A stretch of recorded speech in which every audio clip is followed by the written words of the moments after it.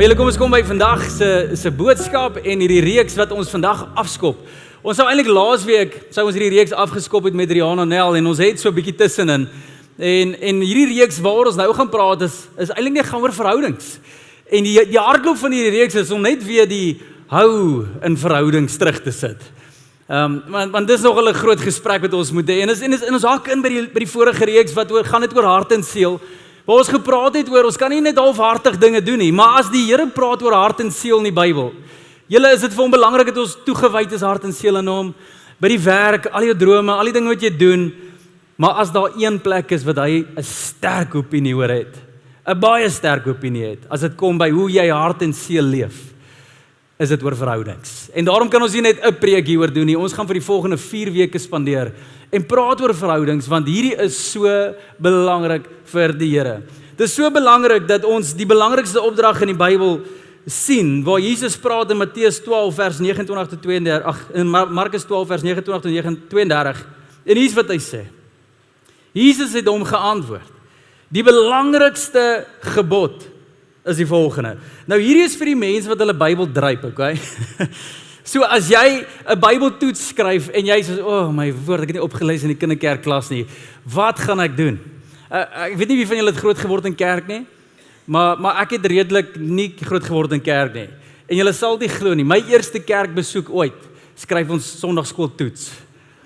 Wat 'n aardige ervaring. Maar nietemin, my beste vriend wat saam met my was, ek was saam met hom daar, sy ma die kinderkerk aangebied, so sy skryf die toets, en ek skryf toe die toets af by hom, en obviously het hy die kripnotes gekry, en raai wat, ek het toe die beste in die klas gekry. Ek net gevoel as 'n wen. Maar as ek nou kon terugkryk en daai toets weer skryf, sou ek net een antwoord wou neerpen, want hierdie antwoord kan jy nie meer strei nie, hierdie antwoord is die regte antwoord, en dis die antwoord wat Jesus sê, hy sê, dis die belangrikste gebod, as jy al die ander verse vergeet in die Bybel, hier's die een wat jy moet onthou. Luister, o Israel, die Here ons God is die enigste Here, en daarom moet jy die Here jou God lief hê met jou hele hart, met jou ganse siel, met jou totale verstand en met al jou krag, so hart en siel vir die Here. Maar dan kom hy en hy sê die tweede deel. Die tweede gebod is net so belangrik. Jy moet jou naaste lief hê soos jouself. Hierdie twee vorm saam die allerbelangrikste opdrag. Nou ek hou van die eerste deel. Hart en siel vir die Here. Leef vir hom, droom vir hom, gee jou gawes vir hom, gee jou talente vir hom, maak impak vir die koning en vir die koninkryk. Dis fantasties, maar hier kom Jesus en hy sê die tweede deel is net so belangrik. En hy eindig af en hy sê dit vorm saam die belangrikste een. In ander woorde, jy kan nie hart en siel leef vir die Here as jy nie mense met hart en siel lief het nie. Dis onmoontlik. Jesus kom en hy sê juis hierdie in my woorde dat jou liefde vir God sal geken word in jou liefde vir mense. En jy kan nie rondloop en sê, maar ek is lief vir die Here, want ek kan bid hom, en ek het versies, en ek het kennis oor hom, en kyk hoe leef ek vir hom. En dan skryf Johannes 'n boek in die Bybel, en dan sê hy, hoe kan jy sê, jy is lief vir God, wat jy nie eens sien nie, maar jy sukkel om jou buurman dalk, wat jy sien, nie eens liefde hê nie. Hoe kan jy rondloop en sê, maar jy aanbid die God van die heelal, maar jy sukkel om iemand langs jou, wat jy sien en wat jy voel en wat jy ervaar, wat so voor die hand liggend teenwoordig is. Hoe kan jy hulle nie lief hê nie? En Johannes sê, jy flous jouself. En hierdie is 'n groot onderwerp. Want as ek en jy ernstig is om hart en siel vir die Here te leef, en om dit wat vir hom belangrik is uit te leef, moet ons besef, hoe ons mense hanteer en hoe ons mense liefhet, sê alles. En as Christene, en hierdie is ons groot vers, is dit eintlik, hey man, ons moet hierdie onder die knie. Man, om lief vir mense te wees is dan so eenvoudig, is die grootste opdrag, man. Om lief vir my vyand te wees, easy peasy. Daai ou wat steel by my, man, ek's lief vir hom. Ek wens hy kan weer draai kom maak by my.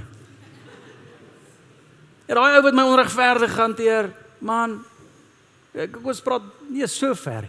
Wat van daai ou by die huis? Ja, daai ou wat jy mee getroud is. Daai ene. Nee. Party daar, sy weer daai kas oopblaas. Ek het al hoeveel keer gesê, hy nou weer sy klere op die vloer los. Jy weet, vir my vrou is dit 'n ding, die kas wat oop is. Ek weet nie, ek dink sy's bang vir een of ander tokkelosie toe sy klein was, want dis net my klere. Ek doen ek my klere aan en sê sy, "Jesus, jy lyk mooi." As hulle my kas hang, dan verpes hy dit. Ek weet nie wat dit is nie. Dis en ek praat nie van die kas is so wyd oop en alles is de mekaar nie. Ek doen my kas kan net so oop wees. So.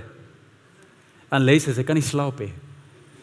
En so sê my ek slaap vandag. So ek klim in die bed en klink soos Netflix, daai intro. Met kop uit, slaap. Vat nie my nie lank nie. En ek lê net en ek kry net my slaap. Maar nee, die kas is oop. Gaan jy hom toemaak, Engel? Jy het slaap buite as jy sulke goed sê. Maar in klein goed. Ewe skielik begin die liefde verdwyn. Daai ding wat jy eers mal was oor jou vrou of oor jou kinders of oor daai pel van jou. Ewe skielik verloor ons vriendskappe.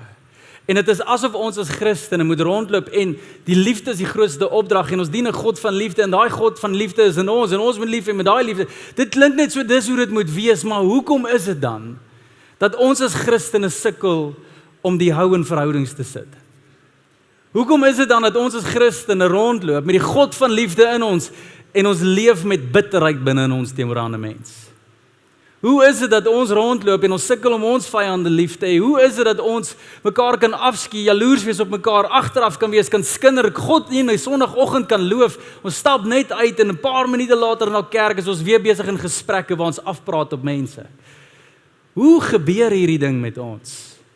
En daarom sal ek duidelik sê, dit is belangrik vir ons as Christene, om weer net te besef, kom ons sit net weer die hou in verhoudings. Nie die hou ding nie, ons genoeg van dit. Kom ons sit net weer die hou daar, want dit is wat God van ons verwag. So dis waar ons vandag gaan praat. Hoe kry ons weer die hou in verhoudings? Nou, as jy 'n bietjie gaan slim mense luister oor verhoudings, en hierdie verhoudingsexperts en hoe werk die dinamika van 'n sielkundige tot 'n neurologiese manier van verhoudings? Wat moet 'n mens doen om verhoudings te laat hou? Julle is dit nie rocket science hè. Kom ek gee julle die formule van baie ure se studies van mense daar buite oor hoe verhoudings lyk. En hier's die eenvoudige wiskunde agter verhoudings. Tyd saam plus gedeelde emosies is gelyk aan die verhouding. So eenvoudig. Tyd saam en gedeelde emosies. Daai twee goed is wat maak dat jou verhouding, wat ook al jou verhouding is met wie ook al, is wat hulle is. Jou verhouding met jou kinders is wat dit is, weens daai sommetjie. Jou verhouding met jou werkskollegas is wat dit is, weens daai sommetjie. Jou verhouding met jou ouers, jou verhouding met jou eggenoot, jou verhouding met wie ook al, is wat dit is as gevolg van daai sommetjie. Nou kom ons praat net vir 'n klein oombliekie oor hierdie, want hierdie is so belangrik. En alhoewel jy in die Bybel toe blaai, sien jy nie hierdie formule net duidelik soos dagliks so geskryf soos ek dit nou op die bord vir jou het, nie? As jy bietjie na die skrif blaai, sal jy sien, dis presies wat jy lees oor en oor in die Bybel. Trouwens, die kerk soos ons dit vandag ken, die Handelinge kerk toe hulle bymekaar gekom het, raai wat was dit wat die kerk verenig het en wat gemaak het dat ons terugkyk na Handelinge 2 en sê maar, dit was die kerk. Kan ons weer dit wees? Ek gaan vir julle 'n stukkie lees van die Handelinge 2 kerk en kyk of julle daai formule kan raak sien. So Handelinge 2 vers 46 tot 47. Hulle het almal elke dag getrou by die tempel bymekaar gekom. Van huis tot huis die maaltyd van die Here gevier en hulle kos met jubelende blydskap en in alle opregtheid geëet. Hulle het God deurentyd geprys en die goedgesindheid van die hele volk geniet. Het julle die tyd gehoor? Hulle het getrou elke dag by die tempel bymekaar gekom. Gereeld maaltye saam geëet. Daar's tyd saam. En nie net dit nie, hulle het nie daar gaan sit en dikbek eet nie. Hulle het nie net kos geëet en gesê, okay, nou is ons 'n bietjie saam, kom ek gaan begin die dag iewers anders te nie. Is alweer koesie hier by die tafel, alweer hy met sy ou vrot grappe, jy weet, ek raak net 'n bietjie moeg vir sy sarkasme of wat ook al nie. Hulle het die goedgesindheid van die hele volk geniet, die gedeelde emosie, die goedheid van mekaar, die opregtheid waarmee hulle dit gedoen het. En hier's die eerste vraag as dit kom by verhoudings vir my en vir jou. As God sê ons moet ander lief hê soos onsself, dan moet ons begin ophou vasgevang wees in hoe ervaar ons mense en wat doen mense vir ons, maar eerder begaan wees oor, maar wat bring ons tafel toe as dit kom by ons tyd saam en gedeelde emosie saam. Nou kom ons chat net 'n bietjie daaroor. Jou tyd saam. Nou ons almal het al gehoor, spandeer tyd saam. Ouers, Daar's 'n studie wat ek onlangs gelees het wat nog interessant was, waar hulle sê goeie ouerskap in vandag se tyd spandeer ouers 'n gemiddeld van 35 minute per dag saam met hulle kind. Dis goeie ouer. Nou elke ouer hier moet so 'n bietjie as ons dit hoor. 35 minute. Dit beteken die kind wat God aan my en jou toe vertrou het, is iemand anders besig om groot te maak. Of dit dalk nou jou TV is, want hulle spandeer meer tyd vir jou TV as saam met jou, of op die selfoon, of dalk 'n onderwyser, of dalk die persoon waarmee hulle gedate is, jy weet. Ek en jy as ouers, die studies wys, dat ons 'n gemiddeld van 2 ure ongebroke aandag aan ons kinders per dag moet gee vir ons kinders om 'n gesonde verhouding met ons te moet hê. 2 ure ongebroke, nou net die tyd saam. Nou ek weet elke ouer hier is besig, elke ou doen dinge, elke ou het tyd en elke ou se kind verskil en almal het ander behoeftes, so ek verstaan al daai dinge. Maar wat ons moet besef is, as jy 'n gesonde verhouding wil hê, eerstens met jou kind, spandeer goeie tyd saam met hulle. Knip weer tyd uit waar julle mekaar in die oë kyk. Daai tipiese prentjie julle. Waar as jy by 'n restaurant opdaag en jy sien ouers en kinders sit om 'n tafel en hulle sê nie 'n woord vir mekaar nie. Hulle is hier. Nou die dag sit ek daar by Bossa en ek eet iets saam met my kind en soos ek met hom praat, sien ek iemand inloop en as mense wat ons ken en hulle gaan sit op die tafel en as hy en sy pa en ek dink myself, wow, hierdie is special. Weet, dis 'n jong man uit die skool uit al saam met sy pa. En die hele tyd sit hulle so agter my seun, so ek sien hulle. Sit hulle die hele tyd daar en sê nie 'n woord vir mekaar nie. En hoe meer ek dit dophou, hoe meer breek my hart. Want tyd saam is kosbaar. Ouers, kan ek net vra, as jou kinders en my kinders ons tyd wil hê, gee tyd. En ek weet jy het altyd werk en dan gaan nie altyd tyd daar is dit net Boeta, vandag is pappa besig, vandag is mamma besig. Maar jy kan nie 2 dae na mekaar bekostig nie. Hoor mooi.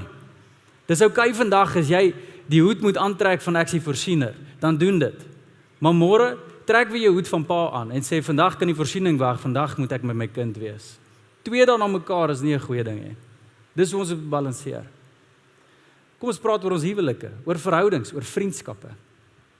Is daar nog iets soos date night in jou huis? Is daar nog iets soos jy kyk jou vrou in die oë wanneer sy praat? Is daar nog iets van ons luister? Is daar nog iets van luister, hierdie is ons tyd en die kinders meng nie in hierdie tyd nie? Het jy daai reëls nog binne in jou huis? Tyd saam is alles. Want wat help dit jy tyd saam met mekaar? Maar alles anders onderbreek net en vat net en steel net. Jy moet tyd saam met die mense spandeer waarvoor jy die liefste is. So dis 'n eenvoudige een, ja. Spandeer net, kom by mekaar uit. Daai broer van jou, daai suster van jou wat jy 'n bietjie vergeet het want werk en dinge en plekke en afstand, kom by hulle uit. Tyd is min, verhoudings is alles. Ons moet dit laat hou. So tyd is 'n baie eenvoudige een. En hier is die laaste ding wat ek sou noem op die tyd ding. As God praat oor tyd, praat hy ook oor prioriteit. En dis 'n belangrike ding. En ek praat nou spesifiek oor die tipe verhoudings in jou lewe. Ek onthou jare terug, het ek net toe ek uit die skool uit is, toe gaan bedien ek by 'n skool waarby ek was. So ek is nou 18 jaar oud, net uit die skool uit, nog eens vir jaar 19 nie. Toe stuur hulle my na dieselfde skool toe om te gaan preek vir daai skool. Praat van awkward, né? Yes, ek het daai is die stout gat wat ek saam mee gebank het laas jaar. Nou moet ek staan en preek vir hulle. Ek is baie ongemaklik en ek stap af voor in die onderwysers. Ek weet nie wat gebeur nie, maar hulle verander ook. Sodra jy die skool uit is, jy het net daai rapport gekry, daar staan slag, dan verander hulle titel ook. Nee, jy juffrou my nie meer nie. Ek is nou Sandra. Sorry juffrou, hoe hanteer jy hierdie ding? Nee, onmiddellik is daar 'n skuif. Nou stap ek in en ek sukkel nog met juffrou en Sandra en my ouers, my maatjies wat nie meer my maatjies is nie en nou moet ek preek want ek is nog eens opgelei nie, maar ek moet preek en alles voel net de mekaar. En hierdie onderwyser stap langs my in en ons stap voor die kinders nog saal toe kom, gaan ons verhoog toe en hy vat 2 stoele uit die gehoor het en hy sit dit bo op die verhoog en hy sê kom Ornay, ons moet hierso sit. En ons gaan sit daar voor en ek sê meneer, hoekom sit ons nou al? Die kinders stap nog eens in nie. Hy sê moenie worry nie. Ek sê nou vertel. En die kinders stap in en hy sny die gesprek met my kort, hy praat nie eens eintlik met my nie, maar hy sit breëbors en hy kyk die kinders net so, soos hulle instap. En later dan hak hy vas by 'n kind en hy maak soos oogkontak, né? Hy staar so lank vir 'n kind. En dan fluister hy vir my. Hy sê, sien jy daai kind? Hy dink nou ek praat oor hom. Hy is so bang. En hy kyk verder. En ek begin giggel, ek geniet hierdie toe nou so. Ek sê, hoe goed doen jy hierdie? Hy sê, Moray, gesag moet gesien word. Yes, ek giggel vir hierdie, want hy is altyd so vol grappe. Maar iets van prioriteit is so belangrik as dit kom by verhoudings. Die gesag in watse verhouding moet gesien word. In ander woorde, die nommer 2 verhouding in jou lewe moet weet daar is 'n nommer 1. Hy moet dit voel. Die nommer 3 verhouding in jou lewe moet voel daar is 'n nommer 2 en daar is 'n nommer 1. Voel jy dit nog in jou lewe? Hoe gaan jy dit voel? Jou tyd. As jou kinders net inloop en jy is besig saam met jou man of vrou, hou net gou vas. Jy is my belangrik. Boeta, Sissa, wie ook al, gee ons dit 10 minute. Hierdie is belangrik. Ek weet jy huil nou en ek weet jy gaan vergaan want jy is nou so honger en ek weet die dood kruip nou op, maar luister, jy gaan buite dood, moenie ons pla nie. Jy weet, sê dit. Trek die strepe. Gee jou tyd prioriteit. En hierdie is so 'n belangrike ding binne ons huisgesinne, binne ons vriendskappe. Wie is eerste, wie is tweede, en jy hoef dit nie te kommunikeer nie, hulle sal dit voel. Hulle sal weet wie is die belangrike een, maar kom ons praat oor die ander ene. Nie net tyd saam nie, tyd saam is belangrik. Maar die formule sê ook gedeelde emosie, en dis oor hierdie een wat ek wil praat. Eintlik preek oor vandag. Dit is eintlik so interessant, dat as jy tyd saam het, is dit nie genoeg nie. Tyd saam is belangrik, maar wat gebeur met daai tyd saam is natuurlik alles. En dit gaan nie net oor die aktiwiteite wat jy doen en die jaggeweer wat jy laai en die wildtuin wat jy gaan besoek en al die stokperdjies en al die goeds lekker en dit doen die tyd saam. Maar die gedeelde emosie, hierdie is so belangrik een. Want wanneer jy na die skrif toe blaai en jy sien waarop die verhoudings gebaseer is, wat gehou het, wat God vervuld was, sal jy sien dit is baie emosies wat opbouend was. Emosies wat mense laat gesond word, wat heel laat voel, vorentoe laat gaan. En ek dink hier is waar ons 'n krisis sit in ons tyd vandag, want wanneer dit kom by ons gesprekke in die huis, is die gesprekke daar, die tyd saam is daar, maar baie van daai gesprekke is, luister jy, wat gaan ons doen oor hierdie probleem nog? En luister jy, ons moet nog praat oor hierdie begroting, luister jy, ons moet nog praat oor daai ding wat ons nog moet uitsorteer, ons moet praat oor daai droom wat ons moet realiseer, oor daai pyl wat deur 'n ding gaan, en ons praat oor net hoofsaaklik oor probleme wat ons moet oplos.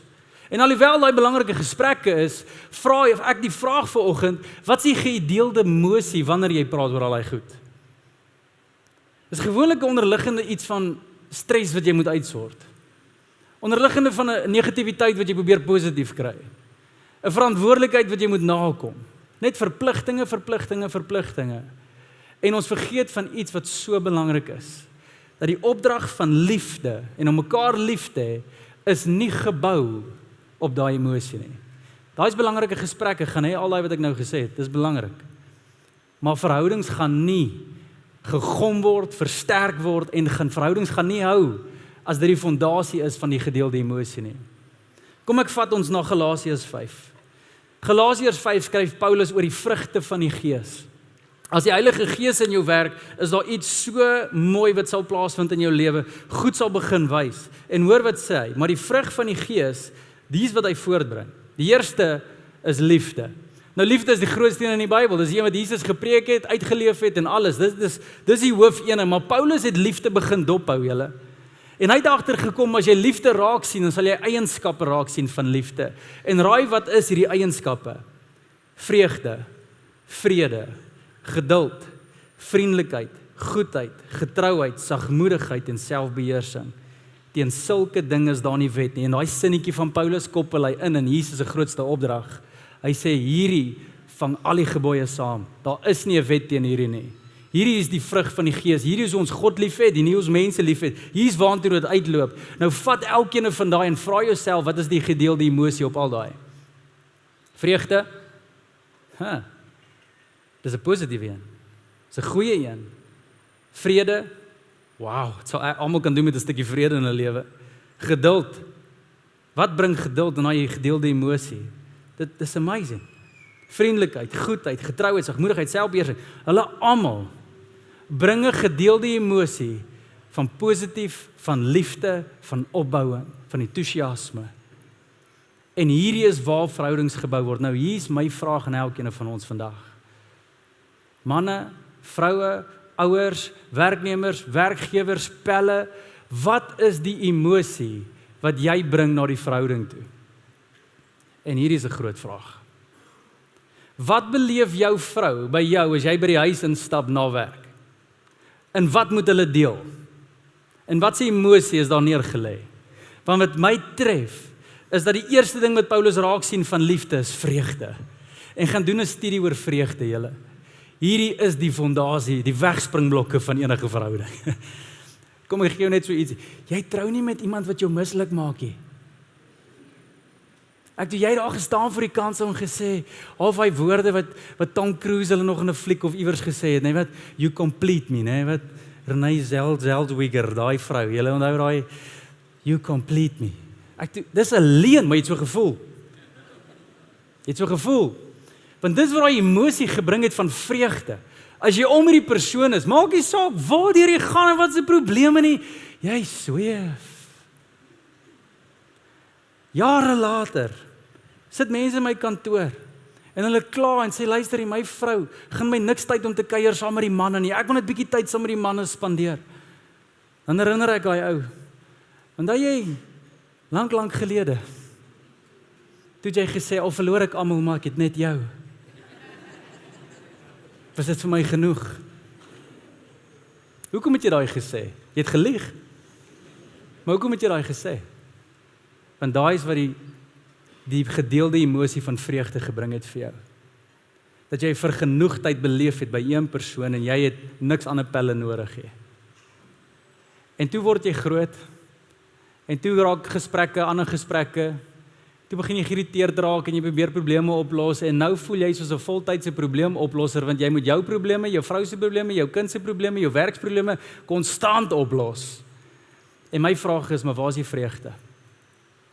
Want as God, die God van liefde is en hy is in jou huis, is die eerste ding van die vrug van liefde wat ons sal raak sien, is die vreugde in jou huis.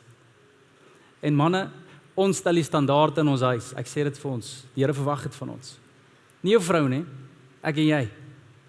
En daarom eer ek die manne vandag, nadat jy by die werk kom en jy ry huis toe en jy stop eers daar in die driveway en agter daai stuurwiel hou jy daai stuurwiel vas en jy grip hom asof jy daai ou wil vermoor by die werk.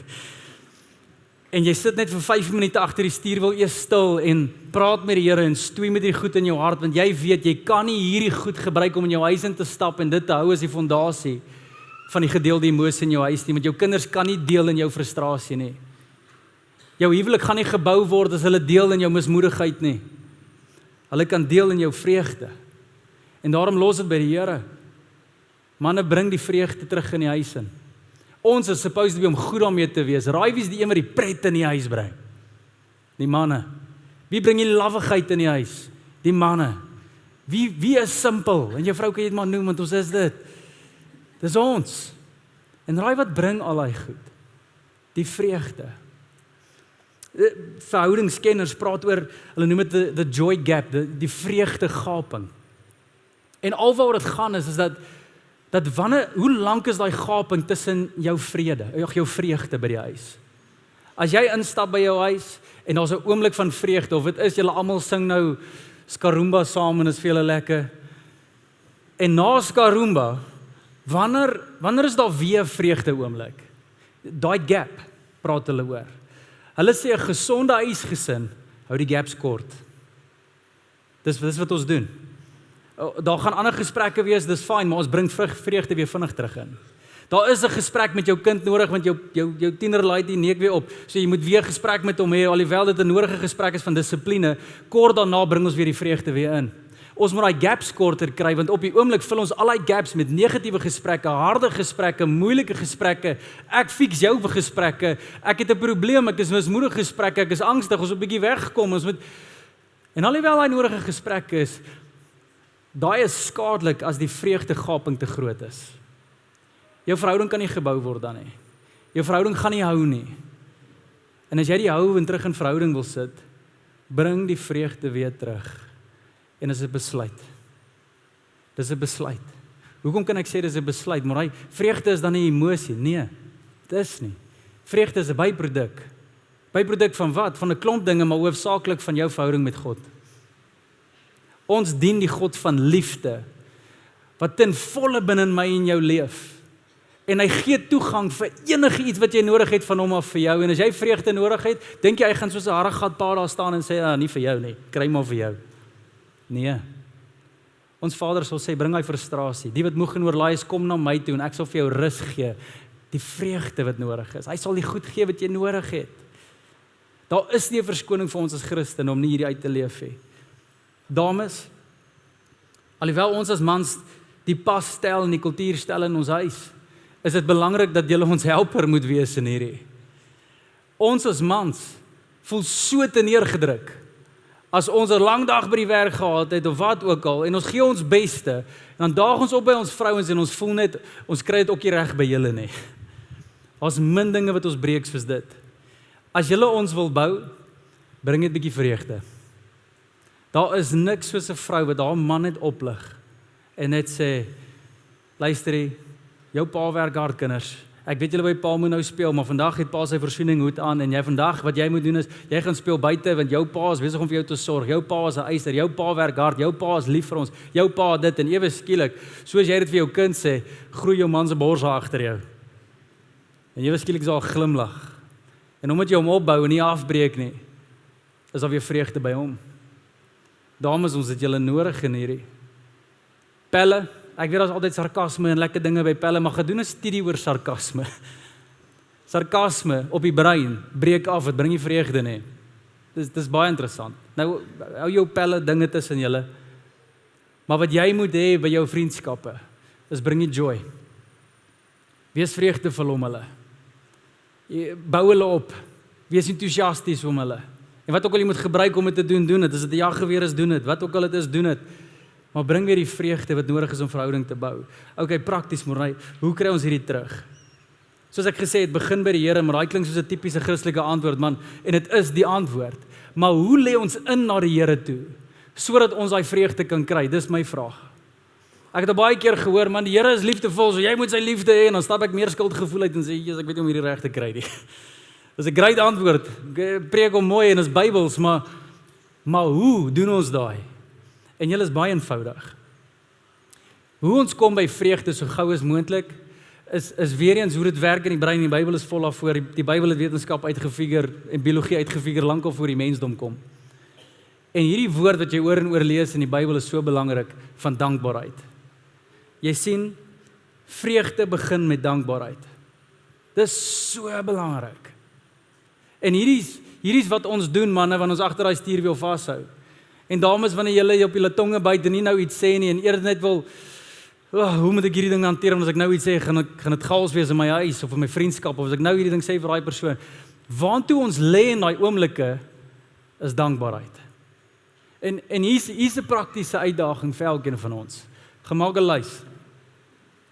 Waar jy die vreugde verloor het in 'n verhouding, of dit nou met 'n pel is of 'n broer is of 'n suster is of 'n ouma of 'n oupa of 'n ma of 'n pa of 'n kind of jou eggenoot, gemaak weer 'n lys van goed waaroor jy dankbaar is vir hulle.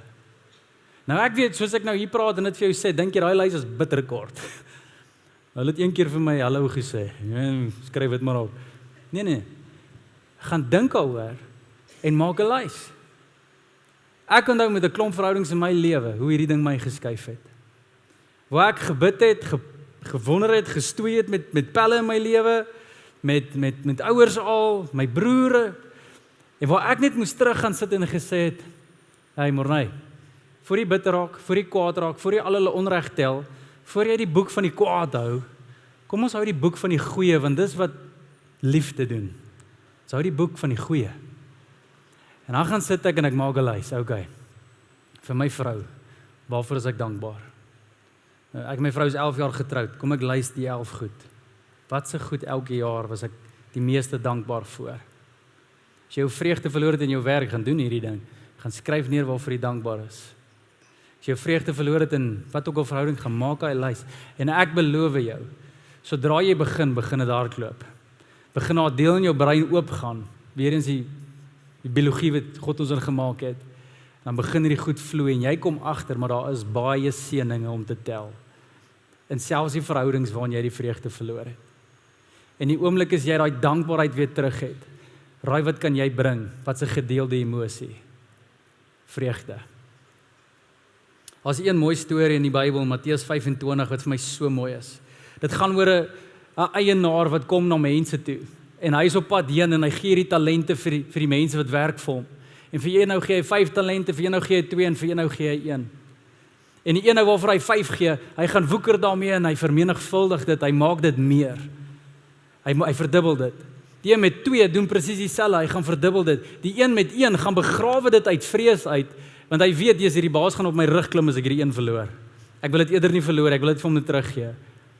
En toe die baas weer terugkom, toe regeer hierdie eienaar, hierdie baas, baie interessant. Oor die 1 oor 5, wat dit verdubbel het, sê hy woorde wat my so tref, en dit staan in jou Bybel, hy sê, kom in en deel in my vreugde, gedeelde emosie. Kom deel in my vreugde, daar's 'n gedeelde emosie. Hy sê vir die een met 2, presies dieselfde wat dit verdubbel het, kom in en deel in my emosie. Maar die ou wat beweeg het in vrees, het die teenoorgestelde beleef. Hy in plaas van dat hy net die een weer teruggekry het en gesê het dankie, het hy vir hom gesê, wat is hierdie? Ek gee nie talente vir jou, kosbare goed vir jou net om dit te behou nie. Ek gee dit vir jou om te leef daarmee, dit te groei, dit te vermenigvuldig. En toe ek hierdie sinnetjie lees, en Jesus het die vergelyking verduidelik oor, so is die koninkryk van God. Hy verduidelik ons hoe werk dit in sy koninkryk. En ek lees hierdie sin en dit tref my net so, weer eens vir my, kom in en deel in my vreugde. Ek wonder wat 'n gedeelde emosie beleef mense by my as ek sê kom in en kom deel in my blank. Wat is dit? Is dit my frustrasie? Is dit my hoogmoedigheid?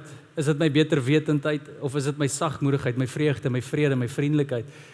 Kom in en deel in hierdie. Daai is so 'n belangrike sin. Maar die beginsel gaan oor vermenigvuldig dit. Ek het vandag vir ons 'n prop saamgebring. Dis nie omdat die ligte af is en ek kan nie so lekker sien nie. Maar hierdie is so 'n groot tool in verhoudings. Ons gebruik hom baie keer verkeerd. Ons almal het so ene onbewuslik binne in verhoudings. Want of jy dit nou weet of nie, glo of nie, sien of nie, jy haal hierdie ding uit by alle mense.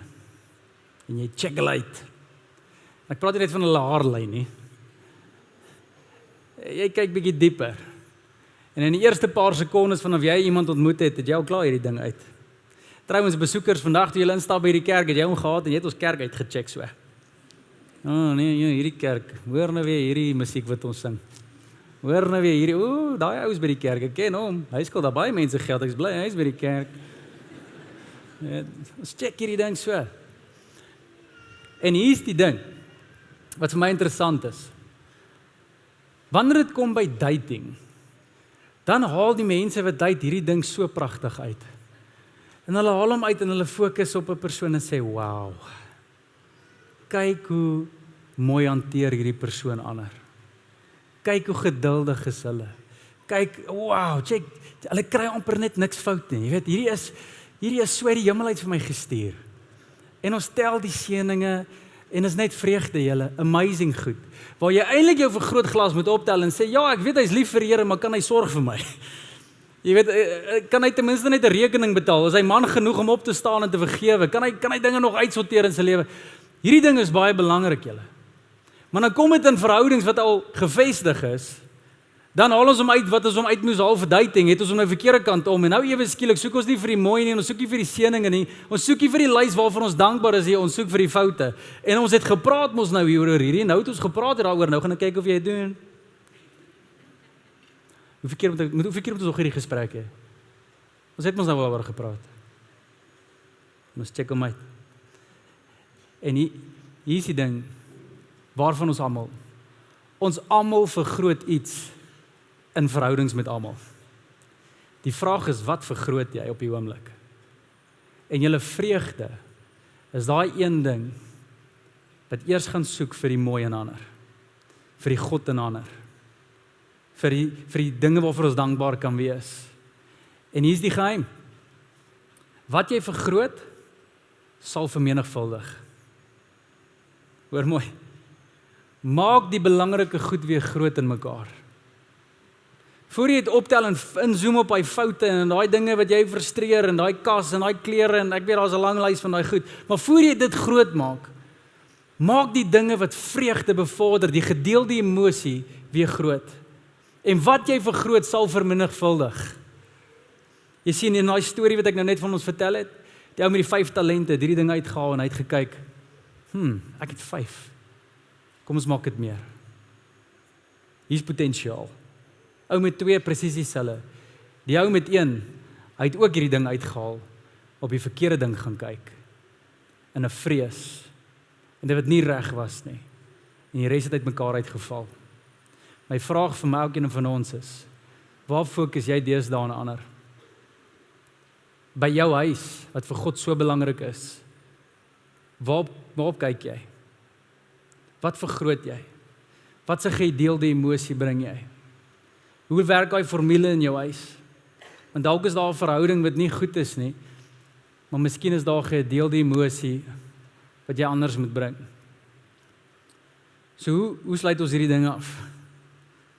In Kolossense 1 vers 17 is daar 'n amazing skrifvers wat Paulus vir ons sê. En hy praat oor Jesus en hy sê, Jesus was daar voor alles en alles word in hom saamgebind. In hom word alles saamgebind. Hoe sit ons die hou weer terug? Deur hierdie goed wat ek vandag oor praat. Onthou wie is die God van liefde. Onthou hoe God na my en jou kom. En alhoewel hy baie foute kon vind, het hy eerder gesê, maar hoe kan ek 'n gedeelde emosie weer terugbring? Hoe kan ek vreugde weer terug by die mensdom bring? Hoe kan ek hulle weer red? Hoe kan ek hulle weer help? En voor jy fout soek by almal, kyk net hoe kyk God na jou. En hy is een met 'n vergrootglas en hy kon op ons almal gekyk het en gesê het, Hy het genoeg rede gevind om te sê, hierdie verhouding, dit gaan nie hou nie. Maar raai wat het God gedoen? Hy het die hou weer in verhouding gebring saam vir ons, deur wat te doen? Deur te sê, fix julle self. Nee, hy het tafel toe gekom.